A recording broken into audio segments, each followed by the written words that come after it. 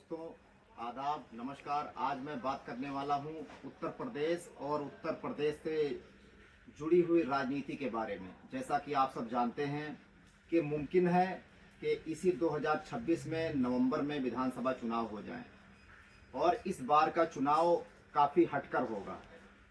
इस बार उत्तर प्रदेश में सिर्फ समाजवादी पार्टी, बीएसपी या कांग्रेस या भाजपा ही नहीं है। इस बार एक मजबूत दल बनकर एआईएमआईएम उत्तर प्रदेश में आ चुकी है और मैं आप लोगों के माध्यम से समाजवादी पार्टी से खास करके कहना चाहता हूं और बीएसपी को यानी बहुजन समाज पार्टी के लिए कि अगर आप लोग इस बार भी एआईएमआईएम यानी ऑल इंडिया मजलिस इत्तेहादुल मुस्लिमीन को नज़रअंदाज करेंगे, जिस तरह से आरजेडी ने बिहार में नज़रअंदाज किया, तो ये बात गांठ बांधकर रख लीजिए कि आप बहुत बुरी तरह हारने वाले हैं और इस हार से आपको कोई नहीं बचा सकता।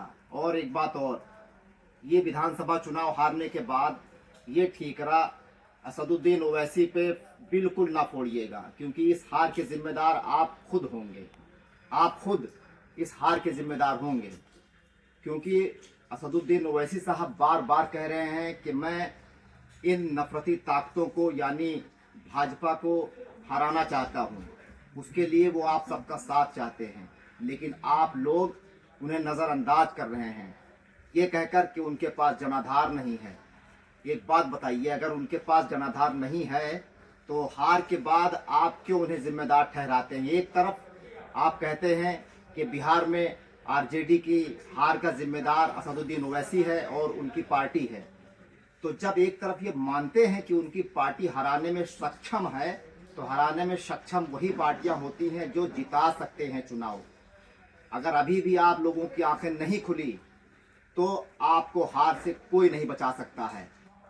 जिस तरह से उत्तर प्रदेश में कभी मुसलमानों को, कभी मस्जिद को, कभी मदरसों को और अब तो बड़ी बड़ी यूनिवर्सिटीज़ को भी नहीं छोड़ा जा रहा है, और समाजवादी पार्टी और बाकी दीगर जो तथाकथित सेकुलर पार्टियां हैं, इनका मौन रहना कहीं ना कहीं नफरती राजनीति को बढ़ावा दे रहा है और मुसलमानों को असहज कर रहा है।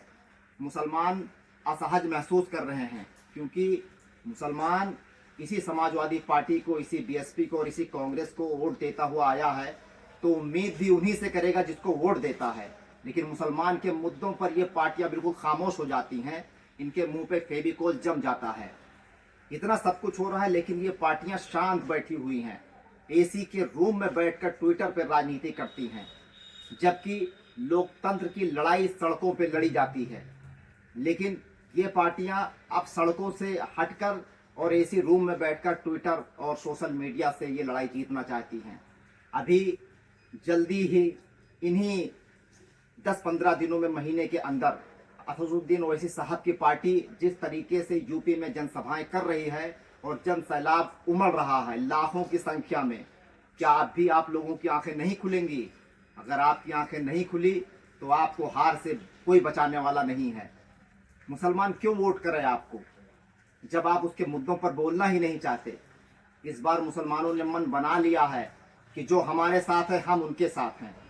इसलिए मैं जितनी भी पार्टियां हैं, खासकर उत्तर प्रदेश की, जैसे बीएसपी है या कांग्रेस है या समाजवादी पार्टी है, इनसे आग्रह करता हूं, इनसे रिक्वेस्ट करता हूं कि आप लोग असदुद्दीन ओवैसी साहब के साथ जुड़कर और इस तानाशाही भाजपा सरकार को हराने का काम करें। और यह आपसी लड़ाई का वक्त नहीं है, ये लड़ाई है मुत्तहिद होने का, एक होने का। मैं इन्हीं बातों के साथ अपनी बातें ख़त्म करता हूं और मैं फिर वही रिक्वेस्ट करता हूं कि आप लोग एक साथ आ जाइए। ठीक है।